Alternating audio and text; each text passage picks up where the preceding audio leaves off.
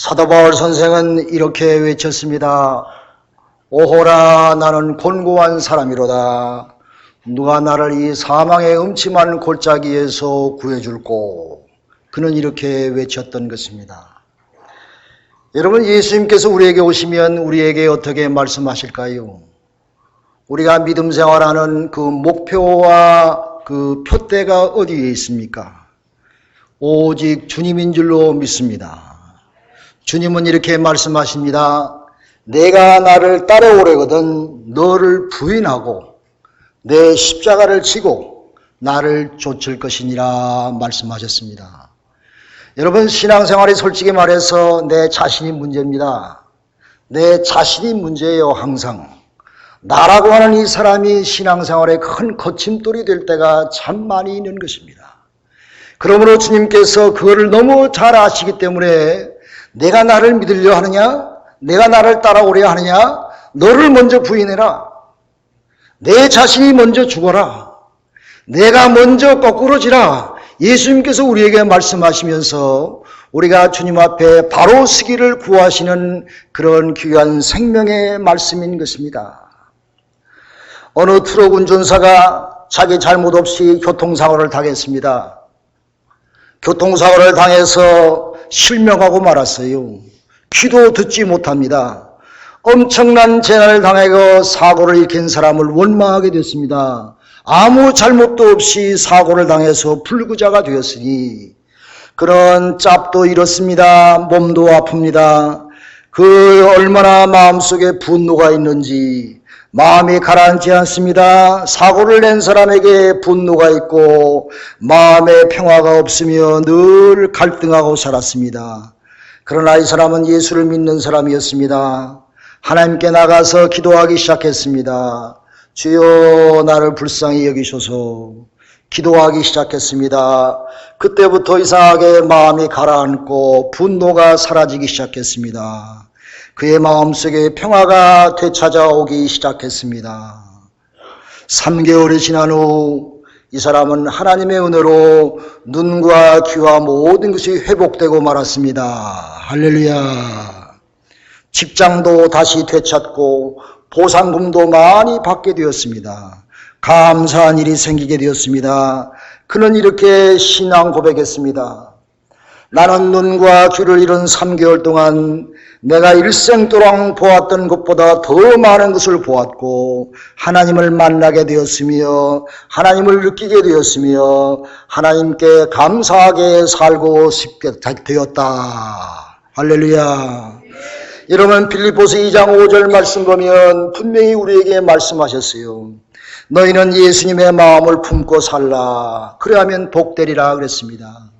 우리가 주님의 마음을 품고 살면 복된 자가 되는 것입니다. 하나님께서 예수님께서 본래 하나님이시나 하나님과 동등됨을 취하지 아니하시고 오히려 자기를 비워 종의 형체를 가져 우리와 같이 되시었고 자기를 낮추시고 죽기까지 아버지의 말씀에 복종하시었으니 십자가에 죽기까지 하시었느니라 말씀하셨습니다. 예수님께서 이렇게 예수의 마음을 갖고 주님과 함께 살아갈 때에 우리의 삶은 모든 것이 다 합력해서 복이 되며 우리가 어떤 화를 당하고 사고를 당할지라도 하나님께서는 결국은 우리를 복된 길로 인도하실 줄로 믿습니다. 그러므로 우리는 이렇게 기도해야 됩니다. 하나님, 우리의 삶 중에 일어나는 모든 일에 주님의 뜻을 이루어 주옵소서. 주여, 내가 주님의 마음을 갖게 해 주옵소서. 주여, 내가 즐거웠던 모든 날과 일들 중에서도 또한 내가 어렵고 힘들고 위험한 모든 일 중에서도 주님의 뜻을 발견하게 하여 주옵소서. 주님의 마음을 나에게 주옵소서. 내가 주여 십자가 밑에 모든 짐을 내려놓았사오니 주님의 뜻을 나의 삶을 통해서 이루어 주옵소서. 나에게 주님의 마음을 주옵소서. 이렇게 기도할 때에 주님은 여러분과 저에게 주님의 귀한 마음을 허락하실 줄로 믿습니다. 오늘 여러분에게 봉독해드린 말씀은 필립보서는 사도 바울 선생의 감옥에서 적은 편지입니다. 사적인 내용이 많이 있는 편지인 것입니다. 그러므로 이 사도 바울 선생은 빌립보 교회에게 특별한 사랑과 컨설을 가지고 이렇게 아름다운 편지를 그들에게 주었습니다. 여러분, 교회가 문제없는 교회가 없지요. 빌립보 교회도 칭찬받을 만한 좋은 교회였었는데 그들에게도 문제가 있었습니다. 유대주의자들이 교회에 침투해서 복음과 율법에 대해서 분쟁을 일으켰었습니다. 바울 선생이 감옥에 있었기 때문에 여러 가지 문제가 생기어 교회에 쟁투가 생기기 시작했습니다.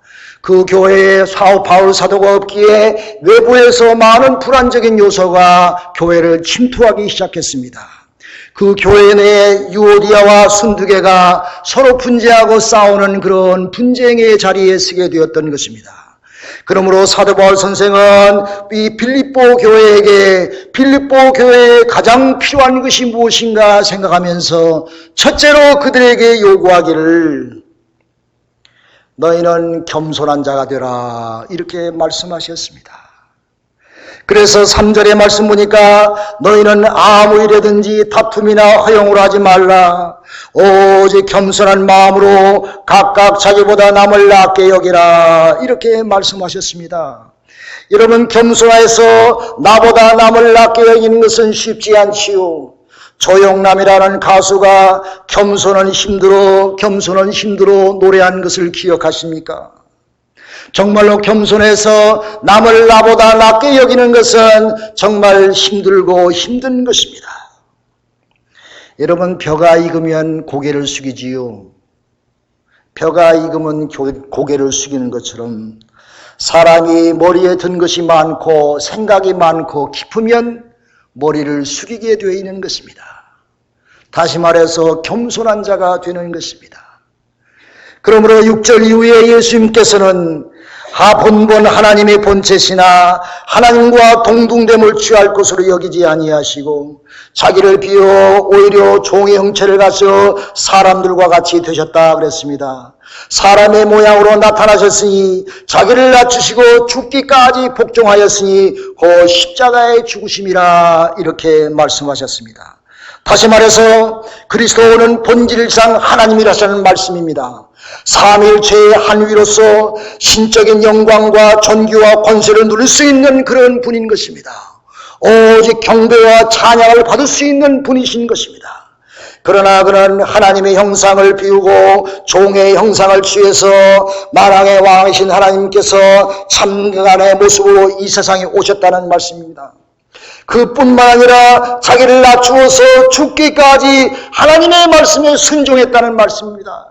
하나님의 말씀에 복종해서 완전한 종의 모습을 그는 우리에게 보여주셨습니다. 실로 예수 그리스도보다 이 땅에 똑똑한 사람이 어디 있습니까? 그분보다 존귀한 사람이 어디 있습니까? 그러나 예수 그리스도께서 하나님의 말씀에 순종하고 복종하여 자기의 사명을 이루셨다고 하는 말씀인 것입니다. 예수님은 하나님의 아들이십니다. 죄가 없으신 분이신 것입니다. 그분은 우리의 죄 때문에 이 땅에서 모든 십자가의 수치와 죽음과 저주를 받으셨습니다. 또한 그는 사단의 시험도 받았던 경험이 있는 것입니다. 육체적으로 모든 수치와 순환과 고난을 당하셨어요. 우리는 누구한테 뺨에 한 대 얻어맞으면 그날 밤 잠을 못 자지요. 그러나 예수님께서는 모든 고난과 순환과 고통을 받으시면서 모든 조소를 받고 모든 매를 받고 결국은 그가 십자가에서 죄인의 몸으로 가장 수치스러운 모습으로 죽으셨던 것입니다. 그래서 9절 이하의 말씀 보니까 그러므로 하나님이 그를 지극히 높여서 모든 이름 위에 뛰어난 이름을 주사 하늘에 있는 자들과 땅에 있는 자들과 땅 아래에 있는 자들에게, 땅 아래에 있는 자는 누굽니까? 지옥에 있는 백성과 사단인 것입니다. 지옥에 있는 백성과 사단에게까지 그들의 결국은 예수의 이름 위에 무릎을 꿇게 된다고 하는 말씀인 것입니다. 모든 입으로 예수 그리스도를 주라 시인하며 하나님 아버지께 영광을 돌리게 한다. 분명히 성경은 말씀해 주고 있습니다. 여러분, 전도하다 보면은 예수 안 믿고 전혀 듣지 않는 사람이 있지요. 가만히 그 사람의 마음을 내다보면 교만이 잡고 있는 것입니다. 하나님의 자리에 자기가 서 있는 것입니다. 하나님을 인정하지 아니하고 자신이 하나님의 자리에 있기에 자기는 하나님 앞에 와서 경배와 찬양을 드리며 하나님을 믿고 살고 싶은 생각이 전혀 없는 것입니다. 여러분, 다윗은 이스라엘의 역사의 가운데서 가장 위대한 왕입니다. 그는 가장 겸손한 사람이었습니다. 다윗은 사무엘 선지자가 와서 기름 부어 이스라엘의 왕으로 삼았습니다.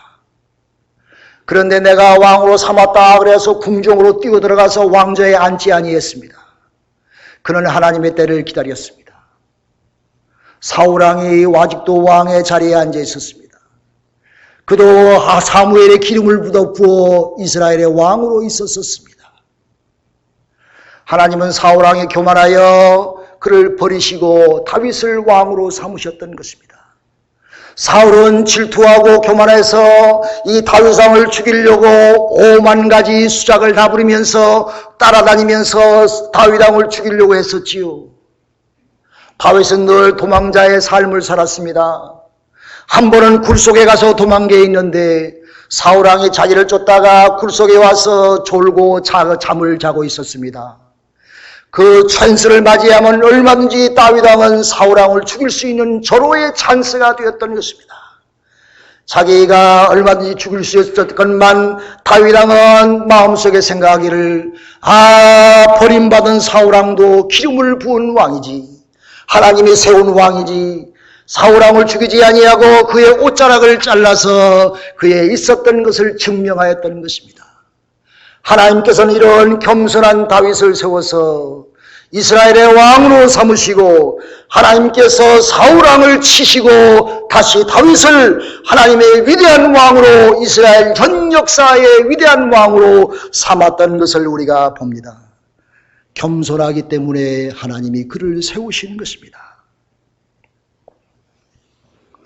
오늘날 우리의 삶 가운데 분열이 있습니까? 싸움이 있습니까?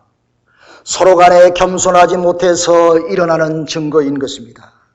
남을 자기보다 낮게 여기고 마음이 없기에 일어나는 현상인 것입니다. 왜 나라와 나라끼리 전쟁이 있습니까? 모든 단체마다 전쟁이 있습니까? 서로 남보다 자기를 낮게 여길 수 없는 교만한 마음과 자기 자신의 어떤 우월감 속에서 일어나는 것입니다. 자기를 보다 남을 낮게 여기는 자와 교회는 하나님의 은혜와 축복을 받을 줄로 믿으시길 바랍니다. 하나님은 겸손한 자를 축복하십니다. 교만한 자를 치시는 것입니다. 교만은 패망의 선봉이라 했습니다.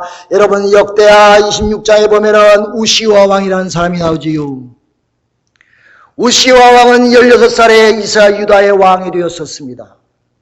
유다의 왕이 되어서 그는 겸손하게 하나님의 말씀 가운데 정치하여 그 당시에 블레셋을 다 물리치고 암몬 족속을 물리치며 이 우시 왕의 모든 명성이 애굽에까지 전해지며 중동 전역의 우시 왕이 위대한 왕으로 등극하게 되었습니다. 그의 군사는 많아지며 나라는 강성해졌었던 것입니다. 그러나 역대하 26장 16절에 보면은 저가 강성하여짐에 그 마음이 교만하여 악을 행하여 그 하나님 여호와께 범죄하여 그 여호와의 전에 들어가서 향단에 분향하라 합니다. 다시 말해서 이 우시의 왕이 하늘같이 높아져서 제사장이 하는 분향의 일을 다 제치고 자기가 몸소했던 것입니다. 제사장이 말리니까 분을 내면서 화를 내면서 자기가 분향하는데 화를 내는 순간 하나님의 진노에 맞아서 그 이마에 문둥병이 생기어 그는 저 별국에서 홀로 살다 홀로 갔던 것을 볼 수가 있습니다. 사랑하는 여러분, 교만과 겸손은 교양의 수준의 문제가 아닙니다. 겸손과 교만은 우리의 생존의 문제입니다. 우리가 죽고 사느냐의 문제인 것입니다. 하나님을 찾는 것은 겸손인 것입니다. 하나님을 찾을 때 형통하게 되는 것입니다.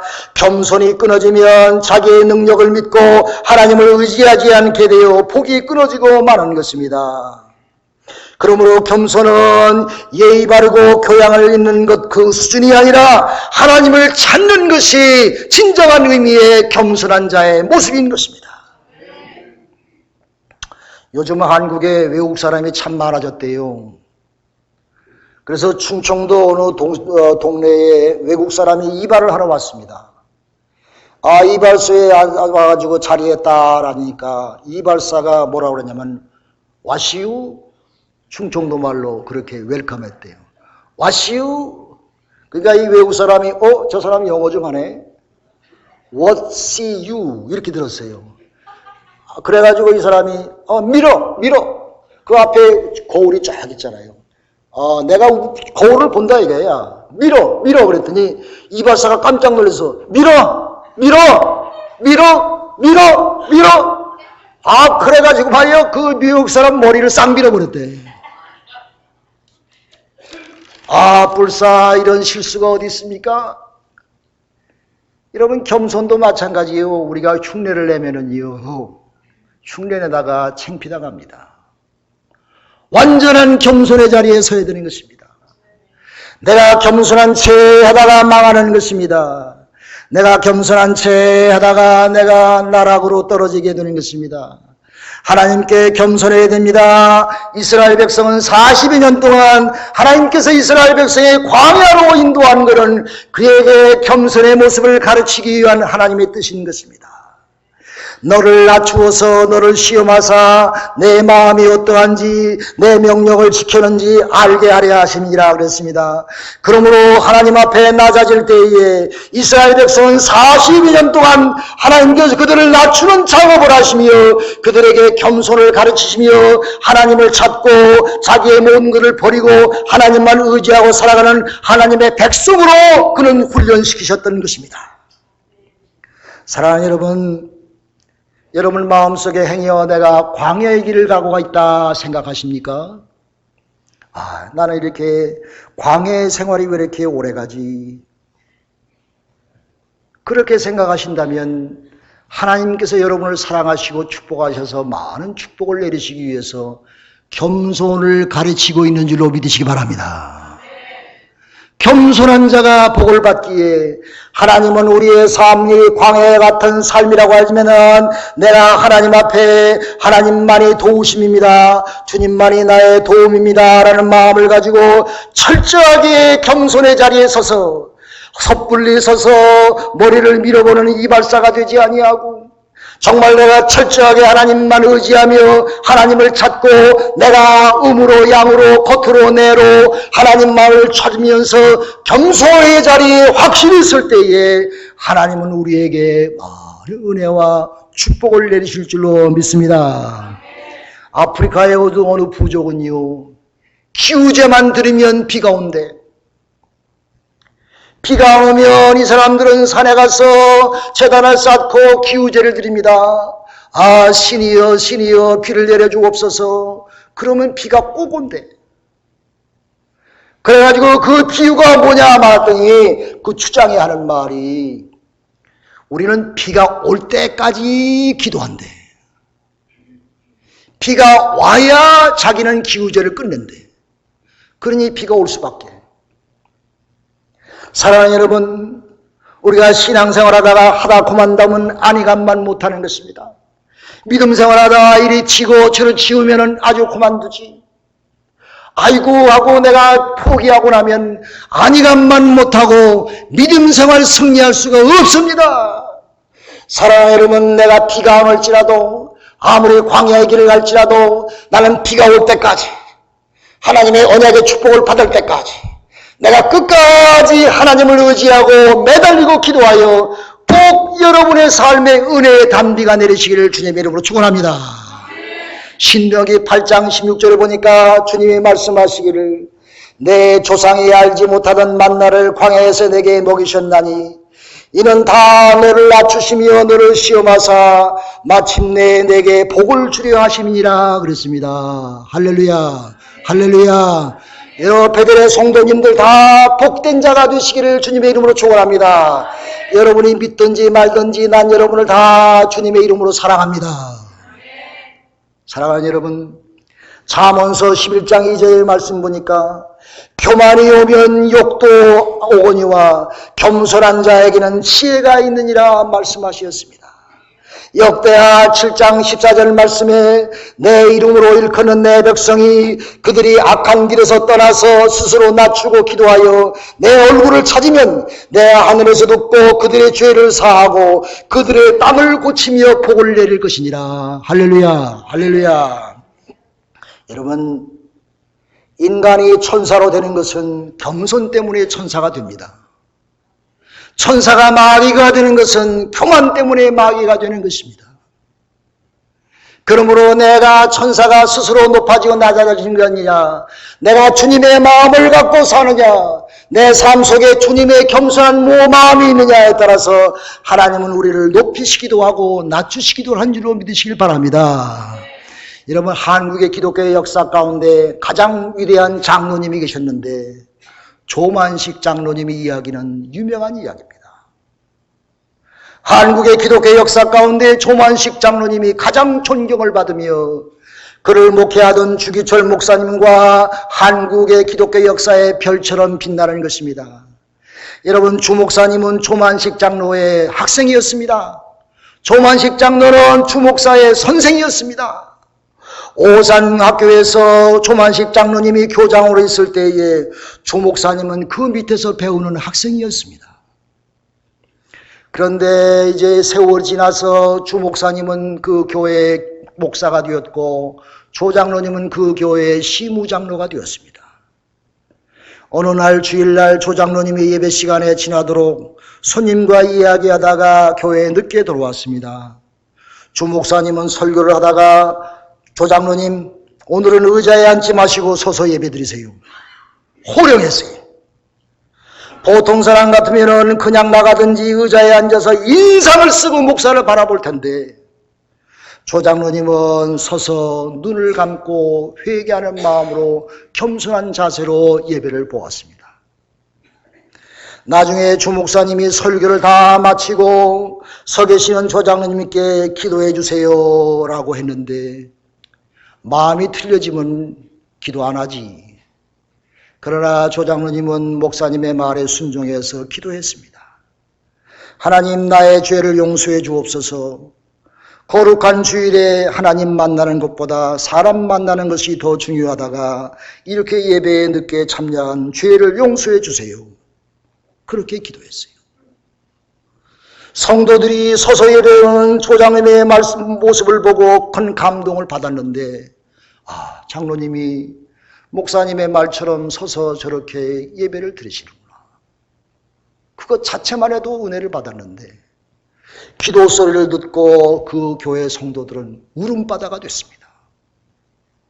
엉엉 울지 않을 수가 없었어요. 조 장로님의 인격에, 조 장로님의 겸손에 교회의 교우들이 다 은혜를 받고 나도 조 장로님처럼 돼야 되겠구나. 그 장로님이 목사님보다 더 훌륭했던 것입니다.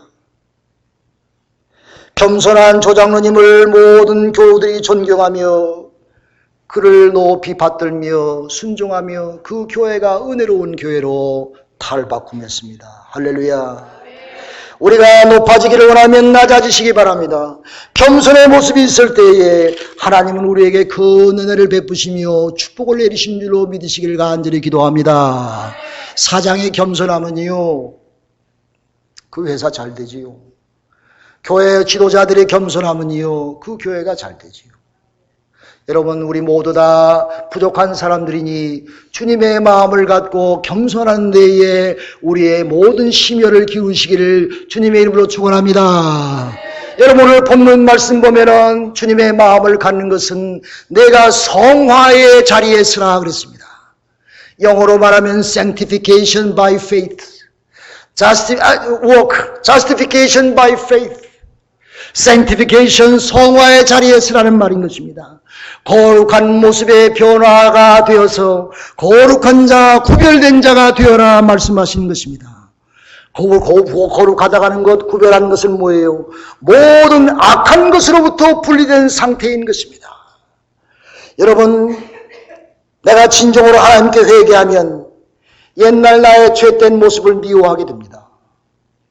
옛날 내가 하나님 말씀대로 살지 못하고 내 생각대로 죄 중에 살던 때가 미워지는 것입니다. 그래서 그 사람은 자기의 생활 속에서 모든 죄악된 것을 다 버리게 되어 있습니다. 과거의 어두운 생활을 너무 싫어하게 됩니다. 과거의 나의 죄된 모습을 바라볼 때 정말로 하나님 앞에 부끄럽고 정말로 자기 자신의 I hate myself, 과거로 돌아가지 아니하는 것입니다. 그 순간 그 사람은 성화의 삶의 모습이 시작되는 것입니다. 칭의와 성화는 같이 가는 것입니다. 본명의 요한일서에 분명히 말씀하시기를 만일 우리가 죄를 자백하면 우리 죄를 사해 주시고 칭의해 주신다는 말이지요. 의롭다 칭해 주신다는 말이죠. 모든 불의에서 우리를 깨끗게 하실 것이니라 성화시켜 준다는 말씀인 것입니다. 하나님이 우리를 모든 것을 깨끗게 해주신다는 말씀인 것입니다.